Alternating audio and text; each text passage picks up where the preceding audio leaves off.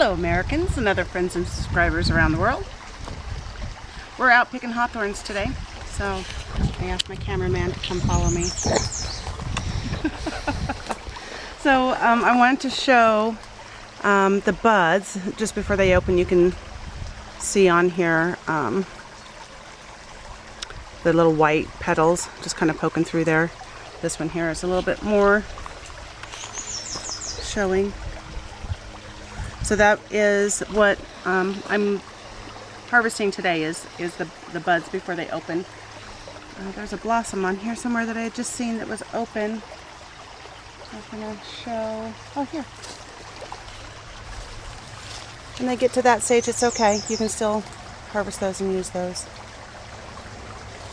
And we have oodles and oodles of hawthorns here on the property. So I have a lot of options. But I always try to, because I also like to use the berries, so I try to leave some of the blossoms that will turn into berries, so that I'm not picking all of my blossoms. Easy to get to? Yeah, easy to get to where I don't have to climb. And then I also try to leave some, even, eat the berries, leave some on the branches so that I'm not harvesting the entire branch of everything that it's got.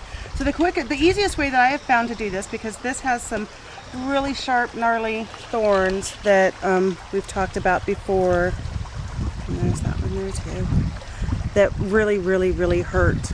So I don't like to get into the bush or the tree because I don't like the pain. So the easiest way I found to do that is to take a small pair of trimmers and a bowl. And I just hold the bowl underneath as I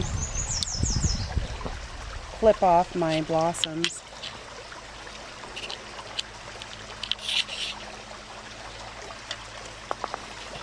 Skip on up here. Sometimes you can take your finger and just kind of hold it over the bowl to get those. And it's just, as you can see, I'm taking the healthy leaves just below the blossoms. That medicinal value is in all of these parts, in the little branches, in the leaves, in the buds, and then in the berries. So I'm going to fill up this bowl, and then I'll show you what I'm going to do with them after I get this bowl filled. So I have my bowl of harvested hawthorn blossoms and leaves. That's ready to go for the next step. There's a couple things I do with it at this point. If I'm in immediate need of some medicine, I guess you call it, yeah? Tincture. I'm in immediate need. You're in immediate need. I will do, because you can just brew it up into a tea. So what I did in this jar is I filled it up with the leaves, and then I added water to it and set it in the sun like a sun tea. And after it brewed up a little while, I put it in the fridge. And then I just strain this off as needed and drink it just like a tea. And that works, but it's not real potent, but it does work. And then this one here, I put in on the 4th of May. And this one was, this is my maceration with vodka. And as you can see, the top layer here has started to turn dark. And the reason why it did that is because there was too much air hitting the leaves. I didn't get enough vodka in there. I had too many leaves to my vodka.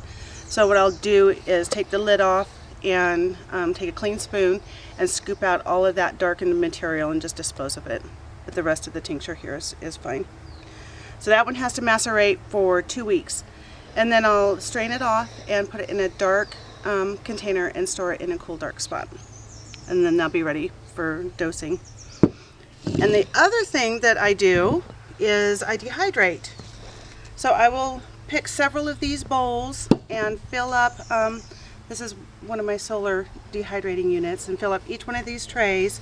And as soon as everything is dehydrated, then I'll put it into one of my Adam's peanut butter jars and store it so that I can make tincture throughout the winter when I don't have anything to harvest.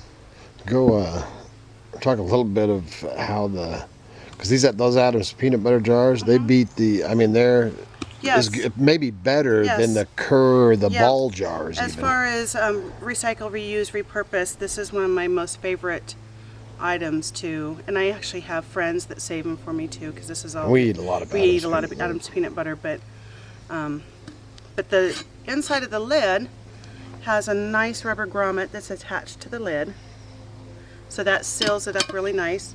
Now you can't do kind of preserves in this type of jar, but to do what I'm doing, they work perfectly, because as you can see, I can turn these upside down and no leakage. Keeps them sealed up tight. And I mean, we pick those jars over, if we had to pick that between one of those and a ball, not for canning, but for doing this and mushroom, everything, because the ball type jar is what our morels ended up getting those moths in it. Yeah. So, and the other reason I like them is because you can fit your hand all the way in.